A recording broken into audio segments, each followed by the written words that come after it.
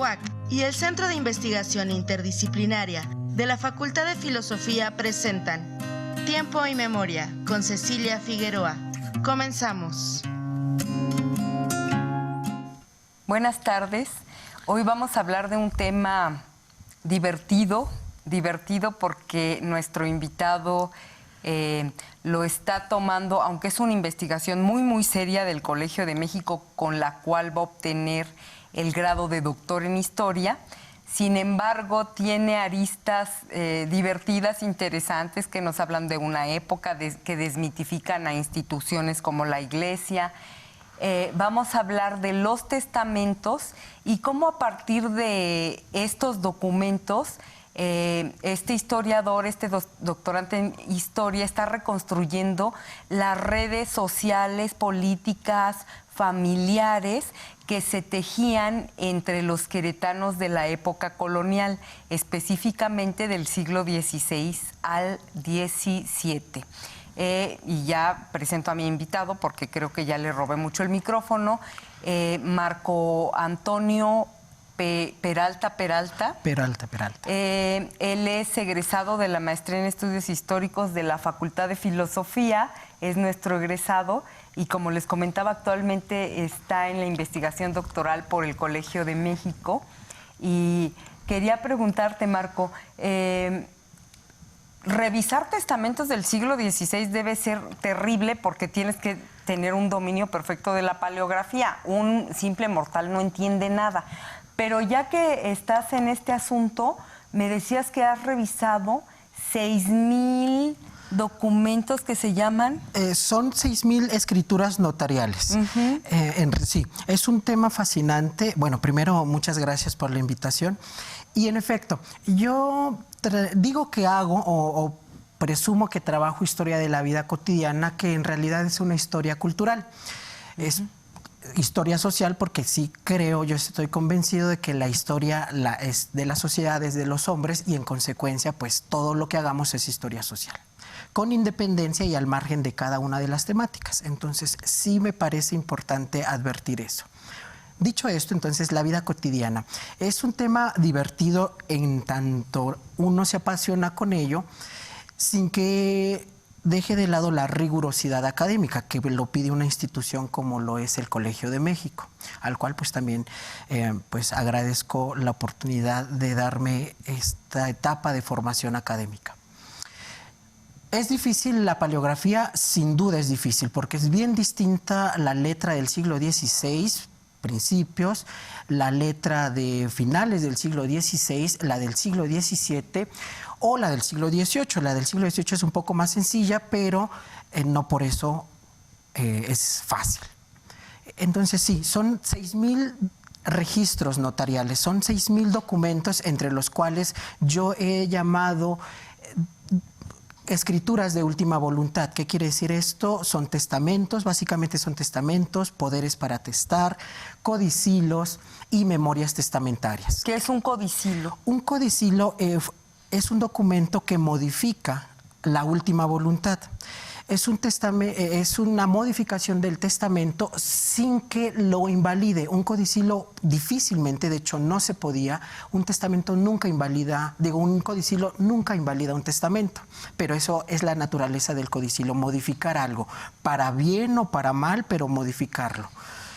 El poder para testar es cuando alguien delega en una persona, en el albacea, en el cónyuge, en el hijo, en alguien cercano al testador para que ejecute su última voluntad.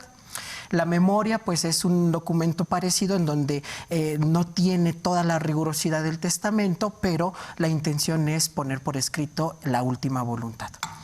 Además, y aquí me gustaría entrar de lleno en lo que me interesaría compartir con el auditorio, con el público, es la práctica testamentaria. Yo he insistido mucho en una categoría que es la práctica testamentaria. ¿Qué es la práctica testamentaria? Me decían en algún momento algunos investigadores, historiadores muy conocidos, reconocidos, es que la práctica testamentaria es el registro del documento. Lo dice la palabra práctica. Yo tengo práctica en el deporte porque todos los días hago deporte y eso es la práctica. Definitivamente estoy de acuerdo. La práctica testamentaria la obtiene el escribano, el que registra el documento, o aquella persona que hizo 1, 5, 10 testamentos. He encontrado casos en donde hay 11 testamentos de una sola persona. Era bipolar, un día heredaba un hijo, el otro al otro, ¿o qué pasa ahí? Yo no sé cómo es el asunto, pero costaba, como actualmente cuesta hacer un testamento, y si podía uno costearse la posibilidad de cambiar el testamento y hacer otro, se podía. Pero entonces eso, en principio de cuenta, eso sí definitivamente es la práctica testamentaria. Pero ¿qué más es la práctica testamentaria? Y esto que comentabas de cómo se va reconstruyendo una realidad a partir de los testamentos, tiene que ver con que yo no entiendo solamente eso por práctica testamentaria. Para mí, la práctica testamentaria tiene que ver con toda la ejecución del testamento. ¿Qué significa esto? Significa que mi punto de partida es la última voluntad, lo que se dejó escrito, lo que se dejó en papel, que es lo que se va a hacer. Pero en esa última voluntad intervienen muchas personas, muchos actores sociales, diríamos. ¿Quiénes intervienen por principio de cuentas? ¿Quiénes lo van a ejecutar? ¿Quiénes van a ser los beneficiarios, los acreedores, los deudores? ¿Quiénes van a validar el documento? ¿Quiénes van a recibir los beneficios materiales y los espirituales? Entonces, el testamento es el punto de partida para explicarme toda una realidad más compleja, estos actores. Entonces, la práctica testamentaria al que yo estudio es la práctica social mediante la cual puedo entender rutinas familiares, puedo entender economía material, economía de las haciendas en términos generales, vida política, relaciones de poder, relaciones religiosas entre conventos, entre instituciones y formas de agrupación, capellanías, obras pías, cofradías. Que ahorita explicamos qué significa eso, porque es un lenguaje muy de historiador. Marco, pero además me comentabas que la gente no tenía que estar in articulo mortis necesariamente para testar. Ahora hay un mes del testamento y escuchamos en el radio que dicen, no se te olvide ir a hacer tu testamento, nadie tiene la vida comprada. Sin embargo, me decías que incluso para la gente que tenía bienes, cuando tenía que hacer un viaje largo, estaba obligado por ley a escribir su testamento como una obligación jurídica. Eso me pareció muy interesante. ¿Cómo era esto? Sí, es muy interesante esto porque tengo que advertir otra cosa. Quienes nos hemos adentrado en el estudio de los testamentos, hemos identificado por lo menos dos grandes corrientes, o por lo menos yo le he logrado identificar. El punto de partida, la historiografía de las mentalidades a finales del siglo, bueno, no tan a finales, 1960 aproximadamente, la corriente de Annales y sobre particularmente un texto de Philippe Ary, que es Morir en Occidente o El hombre ante la muerte, es la reconstrucción de las actitudes que tenía la cultura occidental frente al tema del morir. Y entre la documentación que ocupó en su momento para reconstruir esas actitudes estuvo el testamento. Frente a esa tradición francesa de Annales, la escuela española, la escuela hispalense, se formó un poco más a partir del análisis de los cuerpos jurídicos.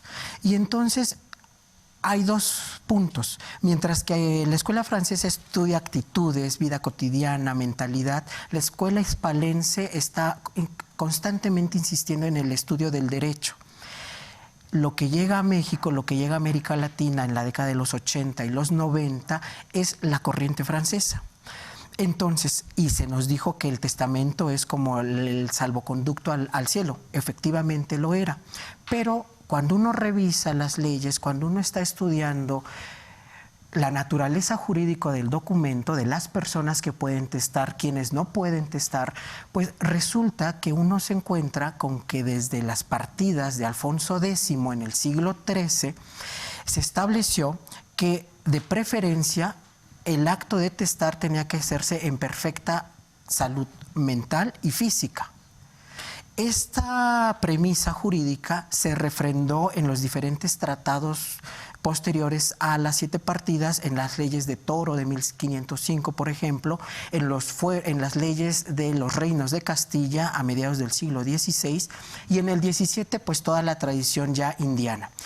Entonces, aquí sí habría que anotar que no es que siempre te estás enfermando y tienes que testar, no. De preferencia era testar en pleno uso de las facultades mentales y físicas. Ahora, me hablabas también de algo muy interesante.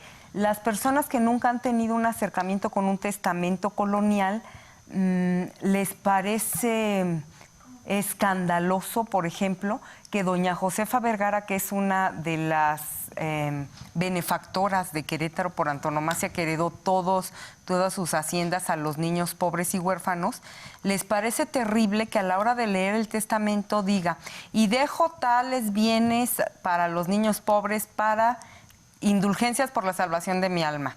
Y dejo tanto dinero para que se me manden a decir 153,000 misas para la salvación de mi alma. O sea, en realidad los moribundos están pensando en la salvación de su alma, porque como tú dices, en esta historia de las mentalidades sabemos que en la Edad Media y en la colonia la gente solo tenía una preocupación: me voy a morir y me voy a ir al infierno. Entonces hacían todo lo posible por salvar su alma.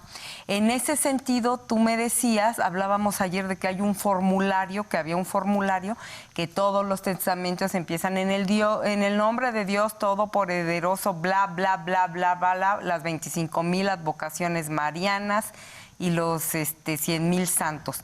Tú me decías algo muy interesante, que también has podido rastrear estas devociones novohispanas a través de estos testamentos, porque revisas 2 siglos, y me comentabas cómo el ángel de la guarda, que es muy medieval, aparece en los primeros, pero en los otros van apareciendo otras advocaciones.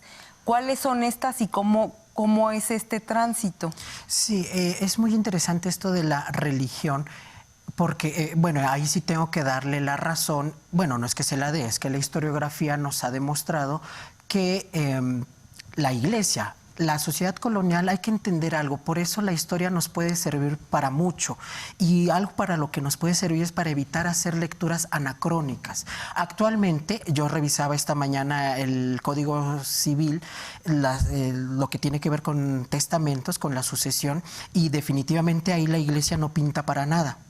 Pero hacía 400 años, en la época colonial, la sociedad se regía por una creencia nazco, en una creencia está, no, es una convicción innata del ser humano.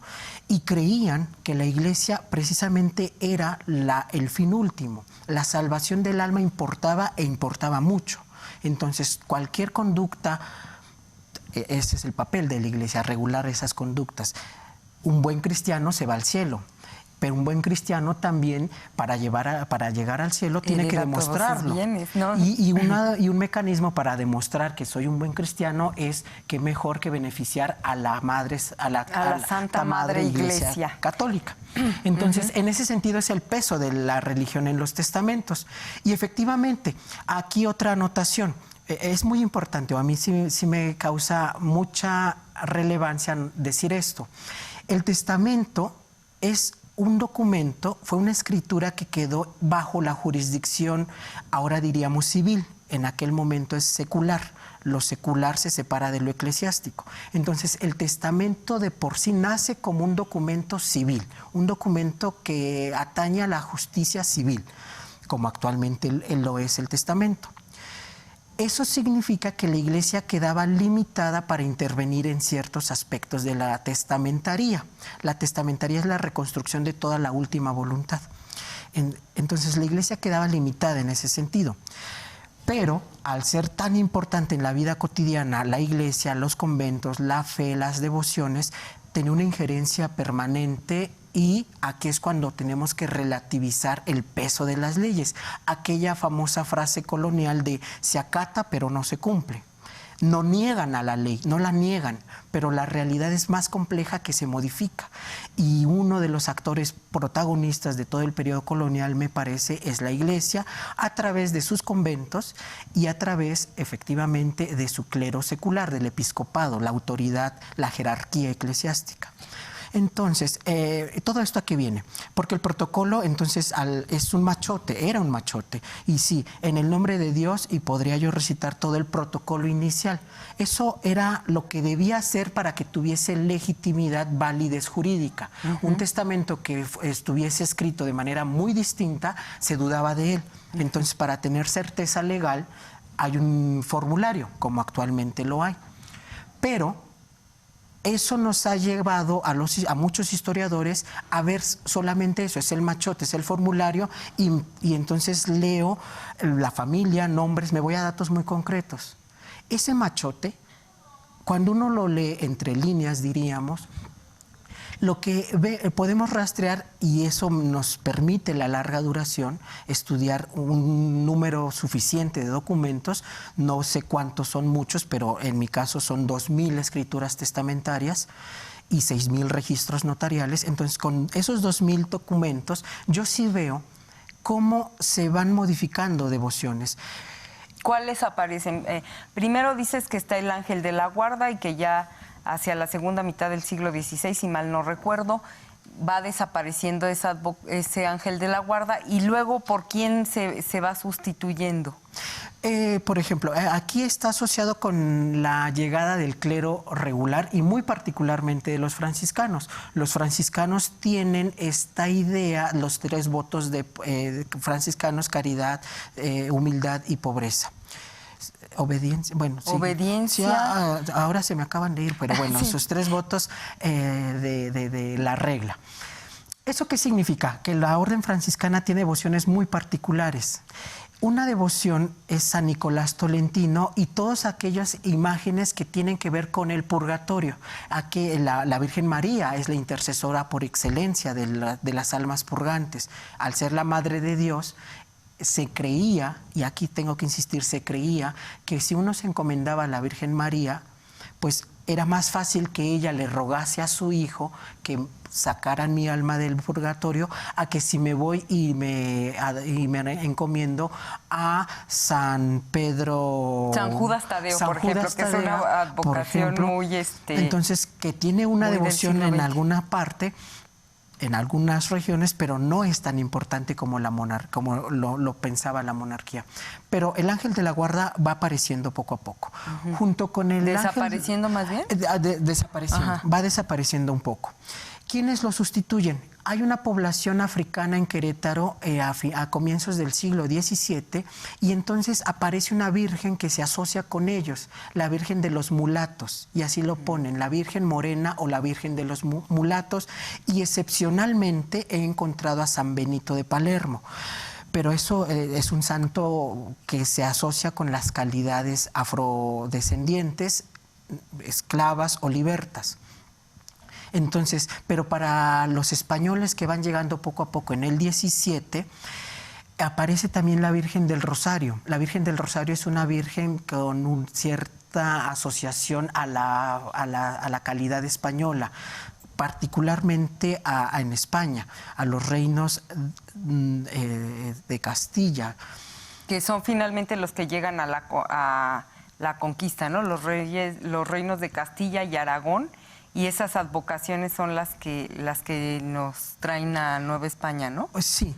También está San Francisco, desde luego, como titular de la orden, pero poco a poco empiezan a llegar otros conventos, otras instituciones. ¿Quiénes llegan? En 1613, por ejemplo, llega el convento de San Antonio. Empiezan los dieguinos o los franciscos descalzos a instaurarse en Querétaro. ¿Y eso qué significa? Bueno, que hay un nuevo santo al que se le puede encomendar, San Antonio.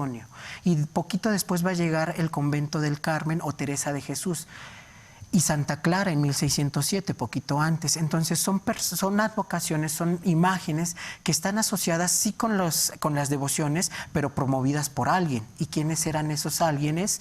por decirlo así, pues las instituciones religiosas. Va a tardar, y esto va evolucionando, hasta que a finales del siglo XVII, 1680, cuando se logra instaurar por completo el clero secular, la jerarquía eclesiástica, comienza la advocación a la Virgen María. A la Virgen, sí, de Guadalupe, pero es muy tardía la Virgen de Guadalupe. No somos guadalupanos desde que nos conquistaron, eso definitivamente no es así. Y menos en Querétaro, Marco, perdón que te interrumpa, pero la devoción a la Virgen de Guadalupe en Querétaro es de finales del siglo XVII, cuando construyen la Congregación de Guadalupe, que hoy conocemos como la Congregación. Justo es el primer templo de la devolución guadalupana en Querétaro, ¿no? Muy, muy tardíamente. Así es. También, por ejemplo, los testamentos de las personas que declaran abiertamente una enfermedad grave y en artículo de muerte, un santo que aparece con ellos es San Hipólito. San Hipólito es cuando viene la orden hospitalaria a Querétaro, se establece a comienzos del siglo XVII, pues San Hipólito es el santo de los enfermos. Entonces, ahí aparece. Pero llega un momento, después de la segunda mitad del XVII, todas estas devociones, que son muchas, se me vienen estas, pero hay más, el clero secular, los conventos, pues, clero regular son aquellos monjes, aquellas religiosas que viven en comunidad. Clero secular es la diócesis, son los sacerdotes diocesanos, pues. Exacto. Los que conocemos ahora como párrocos. Sí, nada más un comentario. El monje es aquel individuo que vive en clausura permanente, y en Querétaro sabemos que los franciscanos y los carmelitas pues se movían adentro y fuera del convento, y cuando llega el clero secular entonces comienza la disciplina del clero en general, y entonces entre esas disciplinas, entre esas nuevas políticas de la Iglesia diocesana, de los sacerdotes seculares, pues está también homogenizar las devociones. Sí está bien que las familias tengan devociones, pero solamente hay una, que es la Virgen María. Entonces se empiezan a limitar las devociones, y esos formularios, ahí sí tengo que reconocerlo. Conforme va concluyendo el siglo XVII, ahí sí solamente aparecen el San Francisco, la Virgen María y el ángel de mi guarda vuelve a aparecer. Punto. Excepcionalmente aparecen otros, pero básicamente son estos tres. ¿Y eso de qué me habla? ¿Cómo se van transformando los ámbitos en los que participa la Iglesia? ¿Cómo se van modificando costumbres? ¿Cómo al final los conventos con la sociedad están interactuando, pero hay algo en el hecho de muerte que obliga a la persona, o no sé si la obligaban, no podría yo demostrarlo, pero me parece que ahí sí hay una intervención de la autoridad por regular una práctica tan privada como era el hacer un testamento. Finalmente, Marco, ya para concluir, nada más déjame hacer un preámbulo. Tú hablabas de las archicofradías, de las cofradías y de las obras pías. En el siglo XXI eso nos suena como alemán, ¿no? ¿Qué es eso? Entonces, nada más para contextualizar, las archicofradías y las cofradías eran congregaciones de seglares, de gente común y corriente, que normalmente, o era habitual, que se reunieran por gremios, los zapateros, los obrajeros, los campesinos, los etcétera. Cada uno pertenecía a una congregación, y muy al inicio de la colonia estas cofradías también tenían que ver con el origen étnico. Por ejemplo, Marco nos hablaba de los mulatos. Si eres mulato, pero además eres zapatero, conformas tu cofradía. ¿Para qué? Pues para la ayuda mutua, porque recordemos que no había seguridad social, y entonces para los gastos de la mortaja, para los gastos médicos, para los gastos extraordinarios que se salían de control de la gente, uno se juntaba en cofradías, y eran estos vínculos de solidaridad. Ya nos queda muy poco tiempo, Marco, pero ¿nos puedes sintetizar la parte que me relatabas de cómo la Iglesia interviene en cuanto a conventos, cofradías, archicofradías y obras pías para decir entre una congregación eclesiástica y otra, no, este testamento me toca a mí, no, estos bienes son para mí. Claro, sí, sintetizo muy rápido y esa que me parece que es la novedad de la investigación que yo estoy proponiendo.